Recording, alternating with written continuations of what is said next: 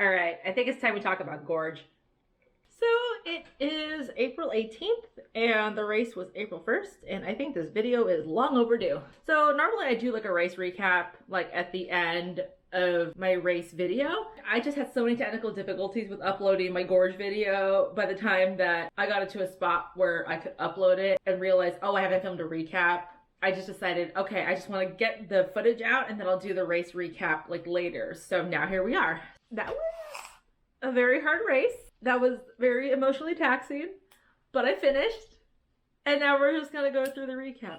So I'm just gonna go through this video in like 3 sections. So we're gonna talk about gear, the course itself and how everything went down, and then final results. So basically for the gear, honestly, like not much has changed in the way of gear. I'm pretty consistent with what I use because I know it's worked for me. I guess like the only change is that I used a fresh pair of Hoka Torrent 2s for this race. I found that as far as running for races, I realized that I prefer a lower profile shoe compared to like my nice cushiony, like chunky ones. Cause I find that if I have a lower to the ground shoe, I tend to have a faster reaction time to getting my foot out of a weird position that could set me up to sprain my ankle and I can get my foot down lower. I wore Torrent 2s for chucking up, but for Gorge, I ended up using a fresh pair that I bought at Seven Hills for like $100 because Seven Hills always has sales and they're always trying to clear out their inventory to make way for new stuff. I think like 2 weeks before Gorge, I was there after a run of disco and I mentioned like Torrent 2s. They're like, oh yeah, we have them on sale for $100. I'm like, I don't really need a new pair,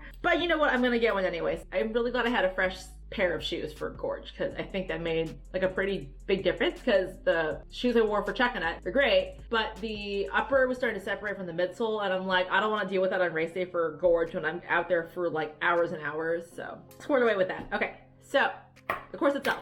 So Gorge is an out and back. So you start at the Marine Park and then you go along the gorge, you go towards like Multnomah Falls, you do a loop, you come back, you go back the other way, you go towards Wyeth Trailhead and then come back towards Cafe Locks and then you end like on the road. So the first like few miles are on, you know, like road. So it's a nice way to get settled into the race and it's pretty early in the morning. So I'm like more middle of the pack, more like back of the pack runner. And so it's kind of nice being in the back just to kind of like run my own race and not have to worry about people like passing me, which does happen. And it ends up being more of like a leapfrogging situation. So basically I had watched like multiple videos of this race, like both from Ryan and from other YouTubers who have done the race. What I didn't realize, I'm going like around like this ridge and going down towards this creek. And I'm staring at this creek and I'm like, how am I supposed to cross this? Because I see cones on both sides of the creek. And the photographer who's there, he's like, yeah, just go through. I'm like, okay. So obviously it's like really freaking cold. And so I just like brace myself and I like step through it. It's a pretty powerful creek because it's coming off of this waterfall. And so obviously I'm up to like my shins in water and my feet are cold and they're wet. After going through that creek, we just kept following the trail and we got to go behind this waterfall called Aloha Falls, which is pretty cool. We hit this road section and then we go up the trail for a little bit. It's like nice single track, very muddy at this point. And then we hit Ainsworth aid station. It's a pretty big aid station. Crew isn't allowed there. I think Gnarly Nutrition, they were one of the sponsors and they had this aid station stocked up. I made sure to top up on water, nutrition, and get stuff from my drop bag because it's going to be a little while before I see the aid station. So we just keep going along that trail. And then at one point I did cross paths with, I think one of the men who was leading the race, and Dylan comes flying like right behind him with his phone. I got like a lo-fi, which is kind of cool from Dylan, and he keeps going forward. And then we hit another descent and pass another waterfall. There were just so many waterfalls that we got to pass. And then we kept following this trail and I knew Multnomah Falls was going to be coming up, and seeing it in person is unlike anything I've ever experienced because it is like a giant waterfall. And as much as I wanted to stop and turn my head and run while looking at this waterfall, I thought, I swear to God, I'm probably going to sprain my ankle or something. So basically, as you can see from the video, I like aimed the camera behind me and I just thought, dear God, I hope I get this waterfall in the shot because I gotta keep running. It ended up looking pretty cool on camera. One of the cool things about running trail races is that obviously they don't close the trails because they're for public use. It's very motivating for me to like be hammering down this trail and being like in my element and seeing these young girls go by and they see me running. I hope for girls being out there and seeing women do these cool things is that they'll do cool stuff too. Passed by Multnomah Falls, and then we hit Joaquina aid station, and this is the aid station before the big climb of the race that I knew was coming. And so I made sure to like top up on nutrition, calories, get some stuff down. And I talked to Lindsay about this a couple days before. I know this is coming. I'm gonna plan on cramming in calories and eating as much as I can possibly handle on this climb. That way by the time that I get to the descent, I'm good. But the thing is that it's a different type of steep, because I mean, Chin Scraper from Chuckanut, so you're going like straight up, but this ascent was very switchbacky, and I settled into like a conga line with some people. I got to talking to some cool ladies on the trail. I never got their name, but we got to like bonding a little bit while we're all just like going up this climb, and it's windy and it's rainy. So we hit the crux of the climb. I thought, oh, thank God this is over. We kind of go down this rocky descent. I'm like, okay, it's gonna get serious here. I see Somer. She gets some sweet photos of me. And then the next, I think 2 miles after that section was probably literally like my worst nightmare,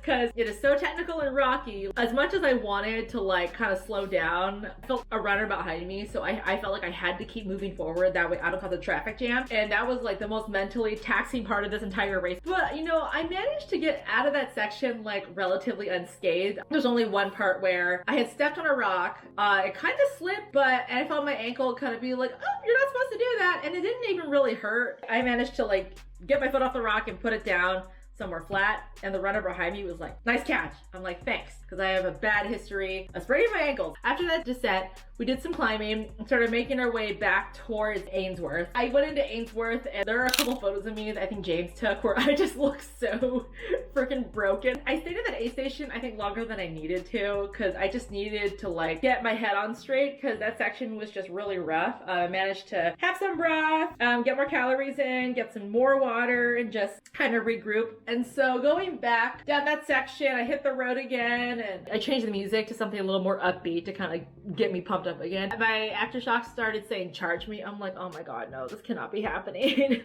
So I did end up turning off my music on that road section. So going back up that section, I did end up cramming in some more calories. I think I went like 40 minutes without eating anything, which is a little bit too long for me. And so on some of the climbs, I was able to cram in like one of my go-tos, which are the Welch's fruit snack. They're great because I can like rip open the pack and just shove it down. And I've never really had any stomach issues with it, so it works out great for me. So going into mile 33, I saw my crew, and like in my head, I already knew what I wanted for the next aid station, because basically from Joaquina to the end, I saw them at every aid station. I told them, okay, I want my Rad Rabbit singlet, which I had packed in my bag as like a backup. I also wanted my Skull Candy Indie ANC headphones, which are right here. And I also want a new rain jacket. I'm really glad I did not clean out my car, because in the trunk of my car, I had 2 rain jackets. I told them, bring both of them. I want to change my rain jacket. They're like, okay, we'll see you in 5 miles. We'll get that ready for you. So going up that climb after mile 33, like I felt rejuvenated. I had food. I was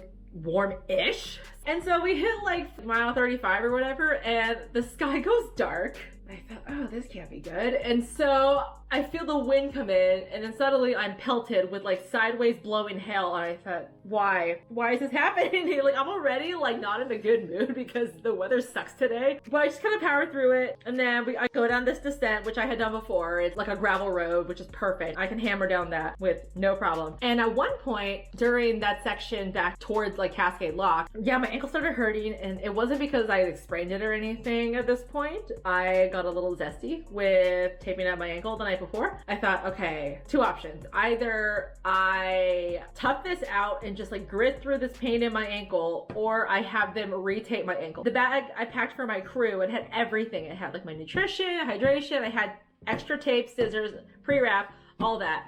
I thought, I don't want to waste time with having them to tape it because I have to tell them how to do it. So I thought, all right, I'm just gonna grit through it and pray to God. So going into Cascade Locks, this was mile 38. I did change my jacket. I did change my singlet. I went from soaked to the bone to just slightly damp. At this point, it's not a matter of staying dry. It's a matter of staying kind of warm. So I ended up eating like, I think like 3 quesadillas. I had ginger ale. Like I made sure to get in calories. And I knew that from Cascade Locks to Wyeth, it's like a 10-mile stretch. I wanted to make sure that I left like in a better mood than when I came in. Leaving that aid station, it was kind of muddy, and I spent, I think, the first like couple miles, just kind of like power hiking, just letting the quesadilla settle. We did hit the PCT. Sun broke out for like 2 minutes, but I was able to listen to music and get myself in a better headspace. The climbs weren't like that bad, and I kept looking at my watch and I like checked my phone for the spreadsheets. I was within a pretty good window of making it to Wyeth. One of the big highlights was seeing Hannah Allgood. She won last year, and we were like messaging back and forth before the race, like, oh, I'm running Gorge. She said, oh, I'll be there cheering and supporting. And I told her, okay, my bib number is 348. And so we saw each other on the trail. We were like, hey! And so like we hugged. She gave me a love tap, and then we like just parted ways. It was such a big boost. I did end up catching up with one of my friends, and I did end up passing her because I just really wanted to get to Wyeth like as fast as I could. And I did end up getting to Wyeth, I think like an hour or 45 minutes before cutoff, which is not terrible, I'd say. And I told my crew,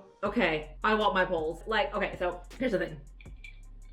I trained without poles this entire season because I did not want to use them at Gorge, but when I was packing, I thought, all right, you know what? I'm gonna pack my poles just to ward off evil spirits, because you never know. And I swear to God, like, I am so glad I packed them. From Wyeth back to Cascade Lock, I was just using the one pole, as you saw in my video, and it was just really good for keeping up momentum. So I tried using 2 at the beginning. It was just too cumbersome. I dropped down to 1, and totally saved my life. It saved my race.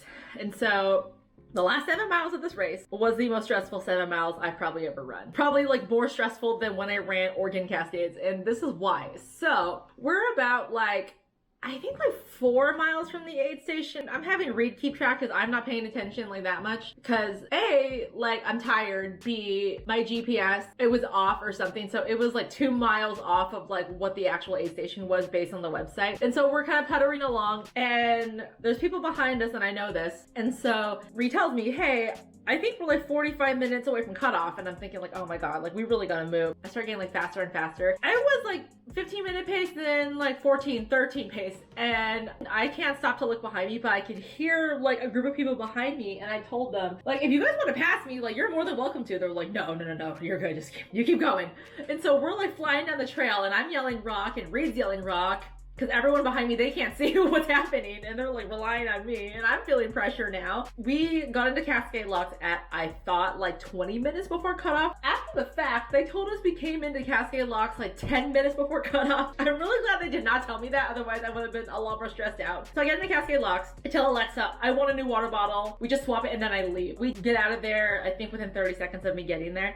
And so we start making our way, and at this point I have 3 miles left in this race. And so I'm like power hiking with my one pole. We start picking up runners left and right, and we hit a conga line, and Reed's like, you probably pass him at this point.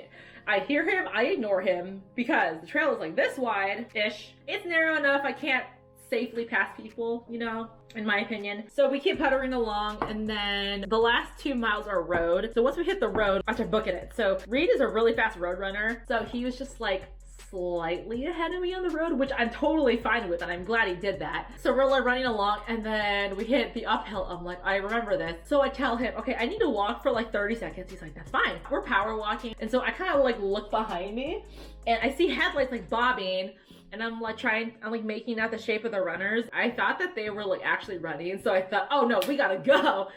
I started grinding out like the last climb. It felt pretty bad at this point because I'm tired. I knew that it was gonna flatten out like right under the Bridge of the Gods. So once we hit the bridge or go underneath it, I just start like relaxing my legs and like letting my legs fly. I did end up seeing Ryan Thrower like at the end. Him and Dylan stayed until the end, which is pretty cool. And so we go, I start flying down the road as fast as I possibly can. But I will say, like the last mile, I hit 10-minute pace. That's pretty impressive for the last mile. So we go down this like walkway towards like the tunnel that leads to the park. And so there's a set of stairs there. I'm like, okay, I gotta stop. I gotta go down these stairs. And then we just start running again. And so I did end up coming in under 17 hours. This is the funny thing. At some point when I was with Reed, I told him, yo, I was delusional for thinking I could run under 15 hours for this race because A, the weather, B, it's an extra 1,000 feet of vert. I told him, you know, I think I could come in like 16:30. I thought that would be a generous enough estimate. I came in at 16:28:16. That was a really hard race to run. From a technical standpoint, a lot harder than, you know, Weiss, Howell, or Oregon, but I'm very proud of myself for the effort that I put out there. I kept telling Reed, what a day, when we got back to the hotel room. But yeah, so that is it for this video. Hopefully that wasn't too long-winded. I was basically riding a high like the entire week after Gorge because of like how hard I worked. That is pretty much it for this video. So next on deck in what is my last scheduled race of the year is Tiger Claw 50K. I love you all. I'll see you on the next one. Bye!